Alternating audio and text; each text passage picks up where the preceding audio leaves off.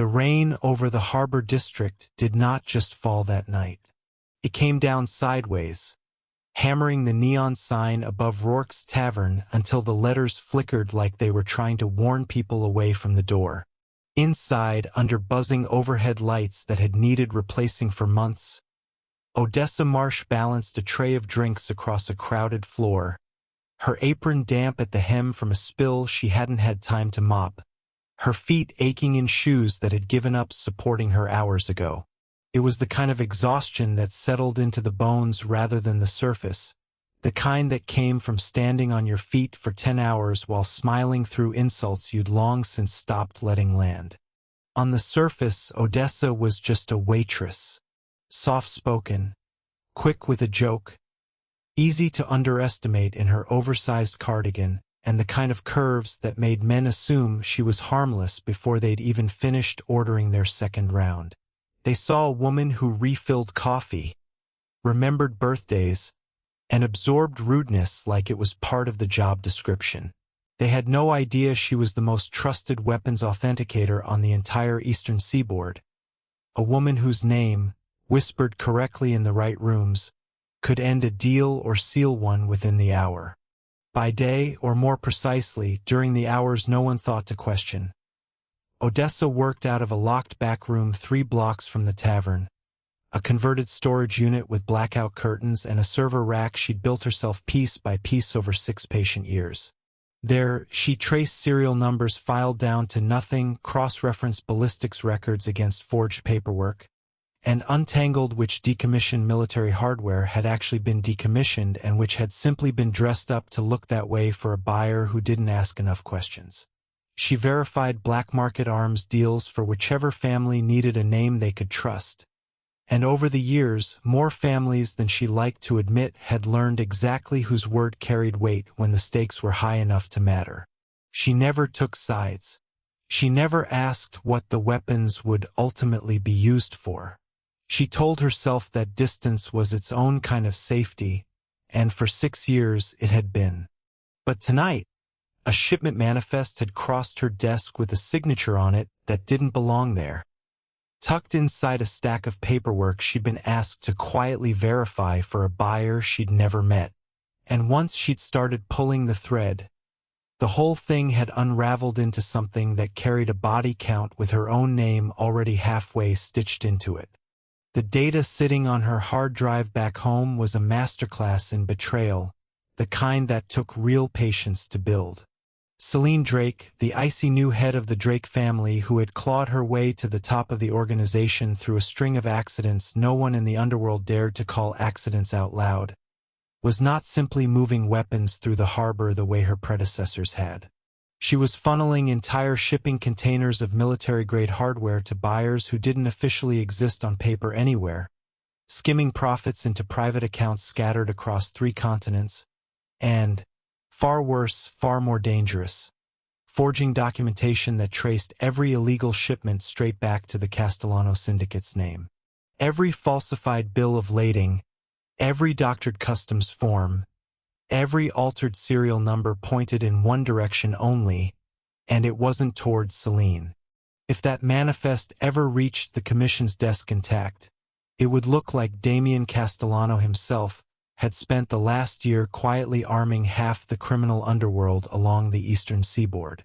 A war would follow within the week, and Celine, having engineered the entire collapse from the shadows, would be the only power left standing by the time the smoke cleared.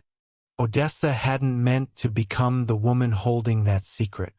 She'd only meant to authenticate one shipment, the way she'd authenticated hundreds before it, cold and clinical and uninvolved. But some knowledge, once you have it fully assembled in front of you, doesn't let you set it back down again, no matter how badly you want to. She was 3 tables from the end of her shift, balancing a tray toward booth 6 with her mind still half buried in serial number sequences, when the tavern door banged open hard enough to rattle the front window in its frame. Preston Vance walked in like he still owned the place, even though he hadn't set foot in it since the night he'd walked out on her 8 months ago. leaving behind a stack of unpaid credit cards with her name quietly added to two of them as a co-signer she never remembered agreeing to be, along with an apartment lease she was still paying down alone. He was still handsome in the practiced, expensive way that had once fooled her completely, still wearing the kind of easy, disarming smile designed to make people forgive him before he'd even finished the sentence that required forgiveness. He spotted her before she spotted him, and by the time she looked up from her tray, he was already crossing the floor toward her with the loose, deliberate swagger of a man who had never once paid for the damage he left behind him. Odessa. His voice carried, deliberately pitched to reach the surrounding tables. Still working here? I figured you'd have found something better by now. Guess some people just settle for whatever's easiest. She kept her grip steady on the tray, refusing to let her hands betray anything.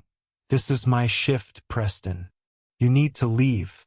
He laughed, the sound sharp enough to turn a few heads at the bar toward them. Relax. I'm just having a drink. Or I was, until I remembered whose fault it is that half my accounts are still frozen from that mess with the divorce filing. Your accounts are frozen because you emptied mine first and vanished for 4 months, she said, low enough that only he could hear it, though her pulse had already started climbing. He leaned closer, dropping his voice into something meaner, more private, the tone he used to reserve for the very end of arguments back when they still lived together. You always were dramatic about money. Maybe if you'd kept yourself together a little better, I wouldn't have had a reason to look elsewhere in the first place. His eyes dragged over her, slow and deliberately cruel, cataloging her the way he used to when he wanted a comment to land somewhere specific and lasting. Some women just aren't built to hold on to anything. Not a man. Not money. Not dignity, apparently, given you're still wearing that apron. The whiskey in his glass caught the overhead light as he lifted it, and then, in one contemptuous, almost lazy motion, he threw it directly at her. It hit her square across the front of her blouse, the ice cracking against the tile floor, the amber liquid soaking down her collar in front of half the room, in front of regulars who'd watched her work this floor for years, in front of strangers who would talk about this for weeks. The bar went silent in that particular, ugly way rooms go silent when everyone decides all at once to look somewhere else instead of stepping in. Odessa didn't move, didn't flinch, didn't reach for a napkin, didn't do any of the small, practiced, shrinking things she used to do automatically in the early months after he left, back when she was still relearning how not to brace for the next thing he'd say. She simply stood there, drenched, staring at him with something far colder than embarrassment settling into her expression. That's better, Preston said, satisfied, misreading her stillness for defeat the way he'd always misread her stillness. That's the face I remember. Now say you're sorry for wasting my night, and maybe I'll. A chair scraped back from the private booth near the far wall. Nobody had noticed the man sitting there for the better part of an hour, quiet and unbothered in the corner with a glass he'd barely touched. But once he was standing, the entire room seemed to notice nothing else at all. Damien Castellano did not look like a man who needed to raise his voice to be obeyed. Tall, dark-suited, unhurried, with the kind of stillness that made the air around him feel physically heavier, as if the room itself had decided to hold its breath along with everyone in it. He owned the tavern, owned the whole block it sat on, in fact, though almost no one inside it knew that particular detail, and he crossed the floor now with the calm, unrushed pace of a man who had never once needed to hurry toward violence, because violence, when it came from him, always arrived precisely when he decided it should. Preston's confidence cracked visibly the instant Damien's eyes landed on him. You just threw a drink in my establishment, Damien said, quiet, almost conversational, which was somehow far worse than if he'd shouted it. On a woman working her shift, in front of my customers, in a building with my name on the deed. Preston tried to laugh it off, though the sound came out thinner than he intended. I don't know who you are, man, but this really doesn't concern. It concerns me the moment it happens under my roof, Damien said, stopping close enough now that Preston had to tilt his head slightly to hold his gaze.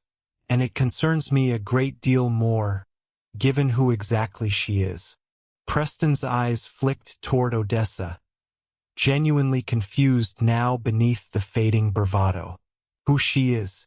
Damien reached into his jacket, unhurried, and drew a pistol from the holster beneath it, not raising it, not aiming it anywhere near Preston, simply holding it out, grip first toward Odessa, the gesture almost formal in its calm.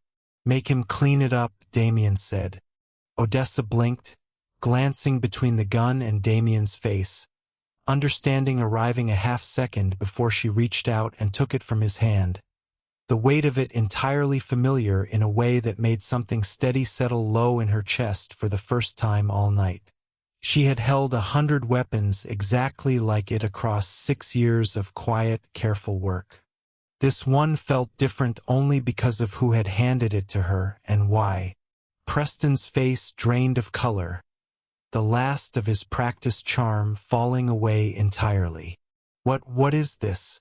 You're not actually going to— I'm not going to shoot you, Odessa said calmly, turning the pistol over once in her hand, checking the safety with the practiced ease of someone who had handled 1,000 weapons in her life and feared none of them nearly as much as she'd once feared him. But you're going to get down on your knees right now and clean up every single drop of what you just threw at me, or Mr. Castellano's men are going to help you understand precisely how unwise it was to walk through that door tonight. 2 men in dark, unremarkable suits materialized at the edges of the room without a sound, patient, entirely unnecessary in the way that only truly dangerous men manage to be unnecessary. Preston's eyes darted between them, then to the gun still loose and casual in Odessa's grip, and something in him finally broke all the way through the surface he'd spent his whole life polishing. He dropped to his knees on the wet tile floor and, hands trembling, began wiping up the spilled whiskey with a bar napkin someone tossed near his feet, muttering apologies to no one in particular while the entire room watched him do it in silence broken only by the storm outside. Damien didn't spare him another glance after that. He turned to Odessa instead, his expression shifting into something more careful, more assessing. You're shaking, he said. Not from him, I think. Not anymore. No, she admitted, surprising herself with the honesty of it. From something else entirely. He studied her for a long moment, dark eyes missing nothing. Not the whiskey soaked through her blouse, not the way her hand hadn't quite loosened around the gun yet, not the faint, telltale hitch in her breathing that had nothing at all to do with Preston kneeling on the floor behind them. You're the one they've been looking for, he said slowly, realization sharpening every word as it left him. The appraiser. The one who's been quietly verifying every arms deal along this coast for years without a single person managing to put a real name to her. Her stomach dropped. How do you? Because 2 hours ago, someone burned a storage unit to the ground 3 blocks from here. Looking for a woman who verifies serial numbers for a living, he said, his voice dropping lower, more urgent now. And I don't believe in coincidences, Miss Marsh. Not on a night like this one. Behind them, the tavern's front window shattered inward in a spray of glass and rain. Damien moved before the sound had even finished traveling across the room, his arms sweeping around Odessa's waist and dragging her down behind the bar as automatic gunfire chewed through the space where she'd been standing barely a half-second earlier. Preston screamed and scrambled for the back exit on his hands and knees, forgotten entirely by everyone still standing. Glasses exploded along the shelves above them in a cascade of liquor and shattered glass, raining down over the bar top like something out of a nightmare neither of them had time to fully register yet. Stay down, Damien ordered, his body curved protectively over hers. One arm braced hard against the bar for cover, the other already reaching for the second weapon holstered at his side. "Celine's people," he said grimly, his jaw tight. "She must have had you tracked the moment your name showed up connected to that manifest. She doesn't leave loose ends breathing for long once she's identified them."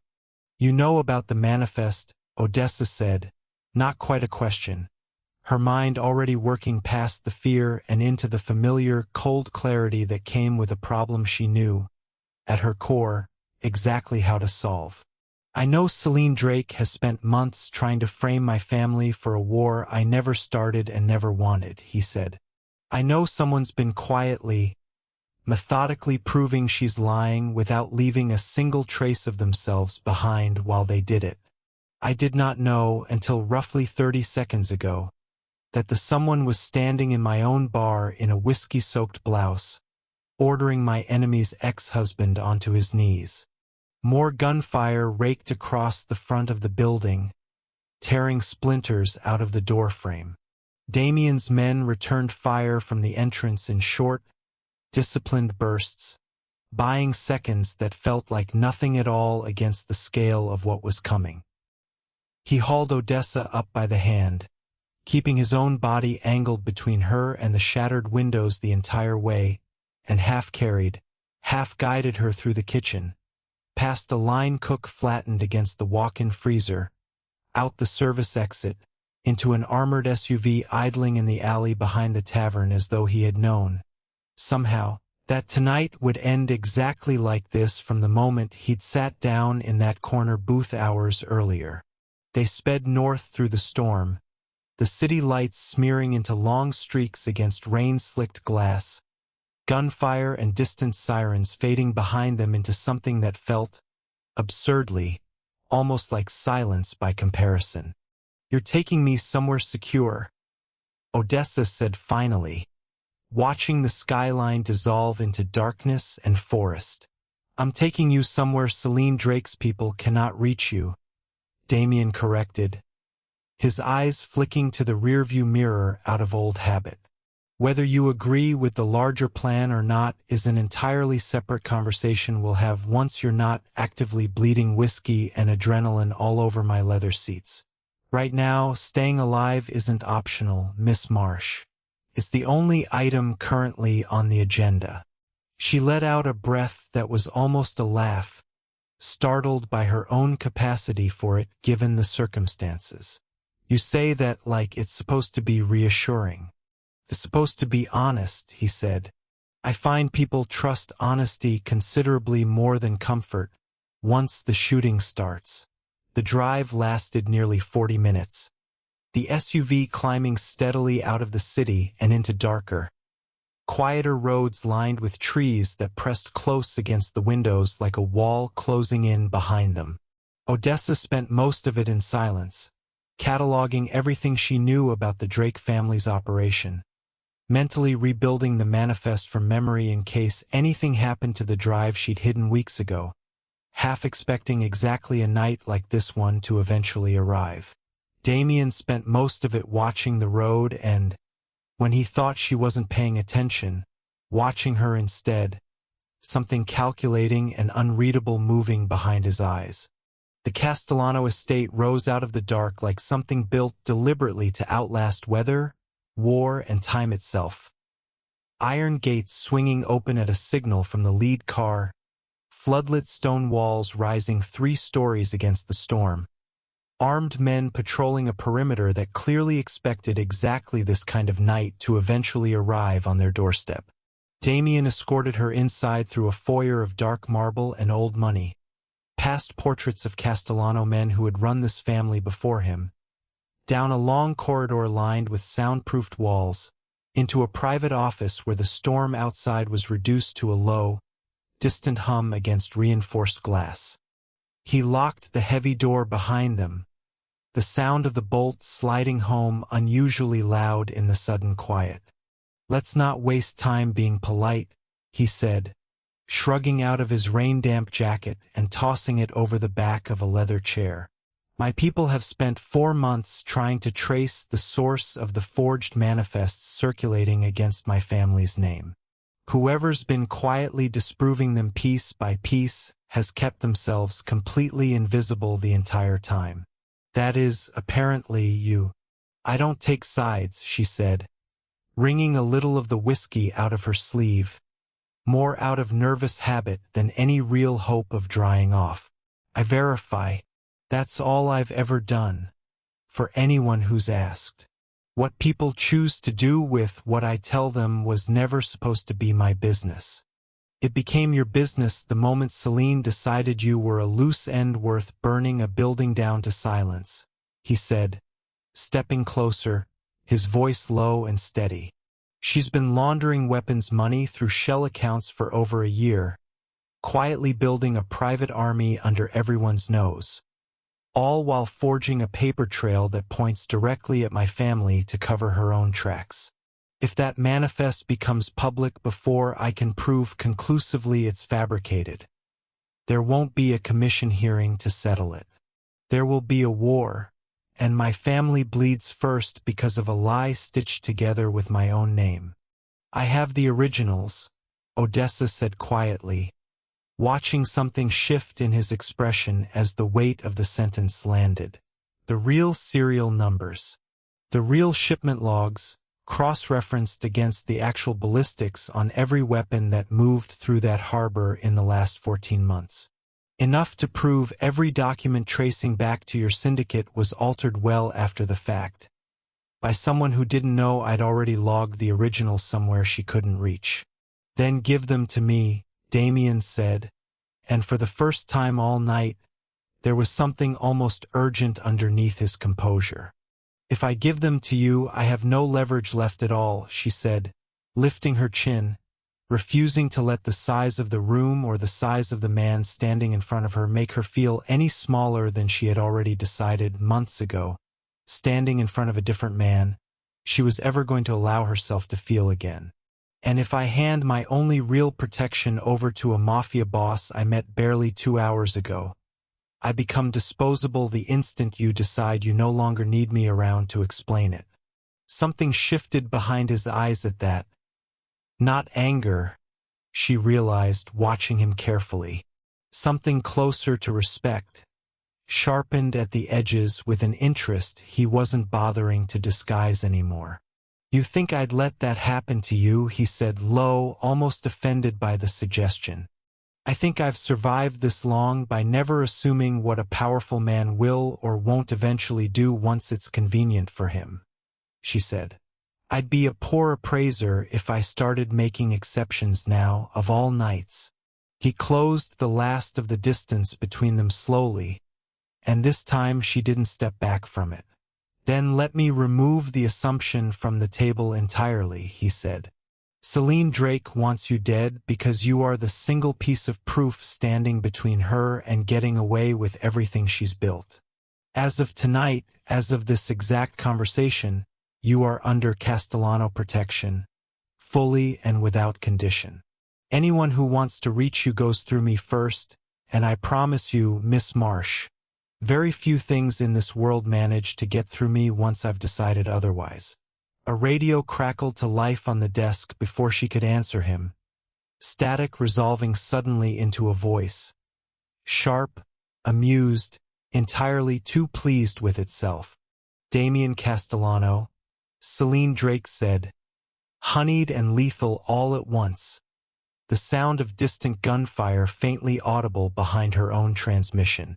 I hear you've collected my little appraiser tonight. How resourceful of you. Damien didn't hesitate for even a second.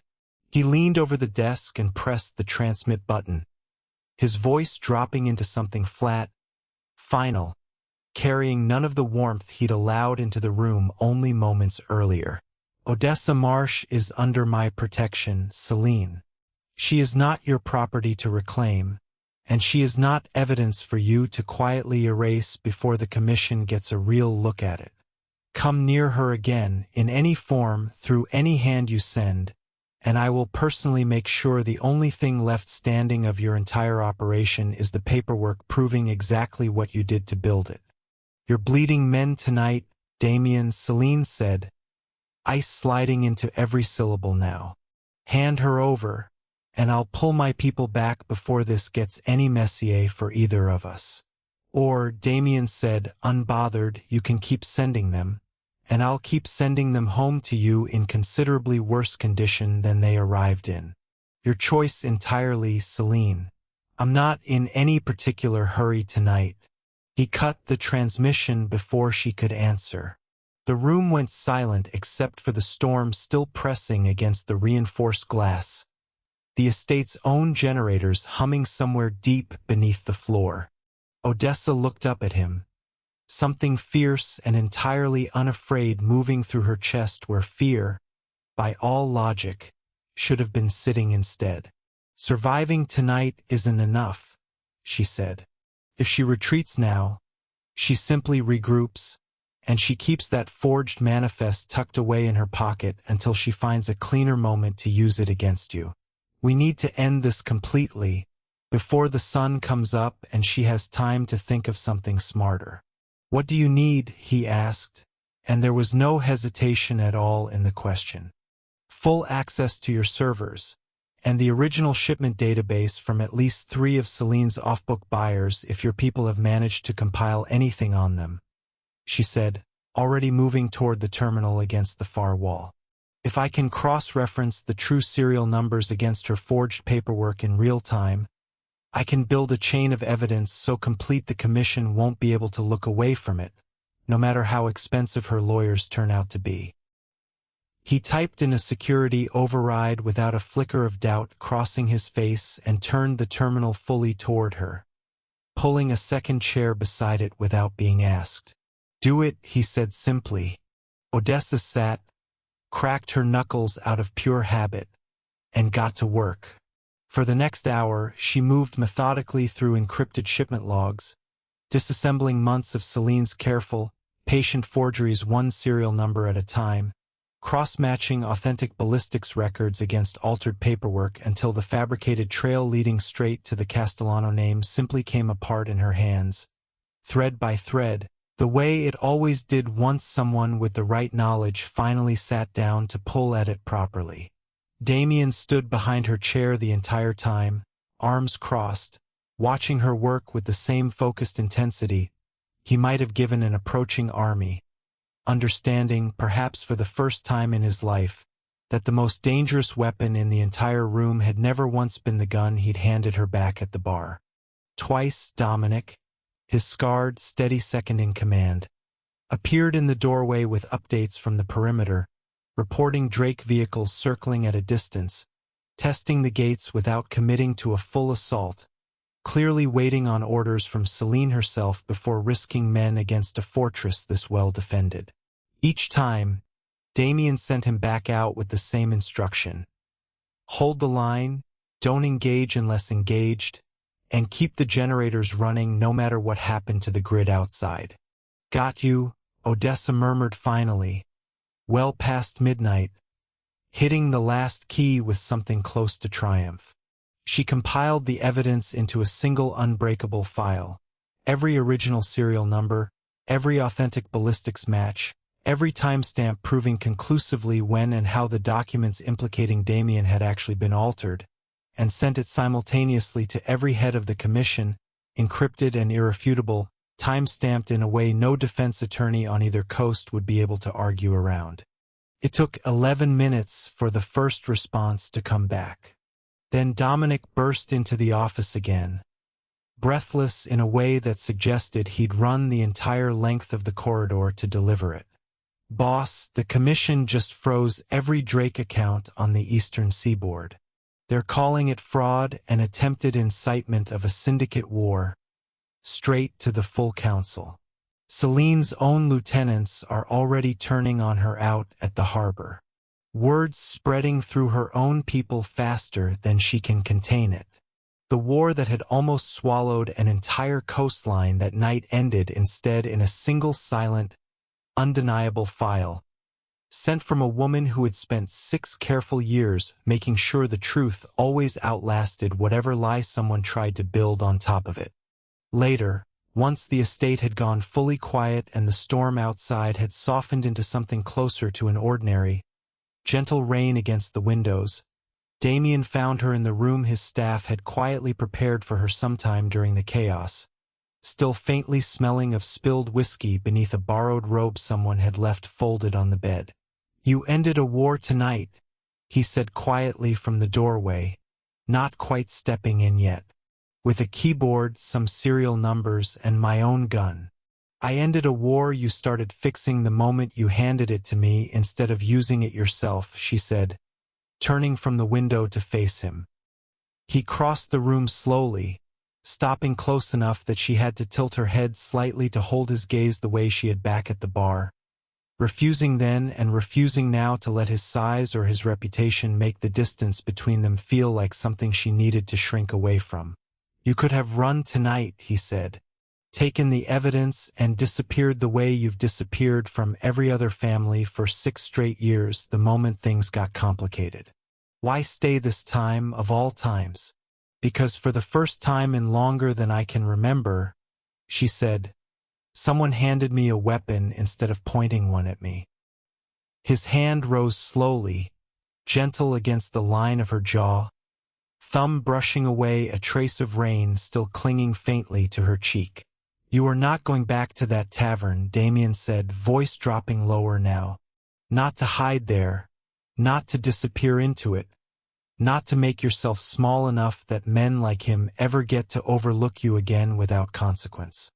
"And what exactly would I be here then?" she asked, holding perfectly still under his hand, refusing to let the question come out as anything less than steady. "Your appraiser? Some obligation you've decided to protect out of guilt over what happened at the bar." "My equal," he said simply, without a moment's hesitation. "The only person who has ever looked at everything I am, everything this family carries, and decided to stay in the room anyway instead of running from it." When he kissed her, it wasn't the careful, practiced thing Preston used to offer right before he quietly ruined whatever came after it. It was certain, unhurried, and entirely hers to meet or refuse exactly as she chose, and she met it without hesitation, without shrinking, without a single part of her left wondering whether she deserved to take up precisely as much space in that room, in his life, as she wanted to occupy. She had walked into that tavern as a woman used to being overlooked, used to absorbing insults with a tray balanced on one hand and a smile that cost her more than anyone in that room ever noticed. She left it, by morning, as the one person on the entire eastern seaboard who had just ended a mafia war with nothing but the truth, a stolen hour at a keyboard, and a gun she'd never once had to fire, and as the one woman Damien Castellano had absolutely no intention of ever letting walk out of his life again. In the weeks that followed, word moved quietly through the underworld the way word always did. Not about the war that almost happened, though plenty of people whispered about that too, but about the appraiser who had finally stepped out of the shadows she'd spent 6 years hiding inside, and about the Mafia Boss who now kept her closer than he kept anyone else on his payroll, closer than family in some rooms, close enough that nobody who valued their own safety dared test the boundary a second time. Preston Vance, for his part, quietly left the city within the month, having discovered that a man who humiliates himself in front of the wrong audience rarely gets a second chance to explain himself to it. Celine Drake's name disappeared from every ledger she'd once controlled, replaced eventually by a commission-appointed steward tasked with cleaning up the wreckage she'd left behind. And Odessa Marsh, who had once made herself invisible on purpose, who had once believed that staying small and uninvolved was the safest way to survive in a world built entirely on power, finally understood the thing Damien had been trying to tell her from the very first night, back when he'd pressed a gun into her hand instead of raising one against her enemy himself, that some women were never actually built to be overlooked at all. They were only ever waiting for someone to finally hand them exactly what they'd need to prove it. Did you love the tension between Odessa and Damien? If you want more fierce heroines who refuse to shrink, dangerous men who finally meet their match, and mafia twists you won't see coming. Make sure to like this video and share it with someone who needs a little validation tonight. Drop a comment telling us what you thought of Odessa's move with that gun, and don't forget to subscribe so you never miss the next story.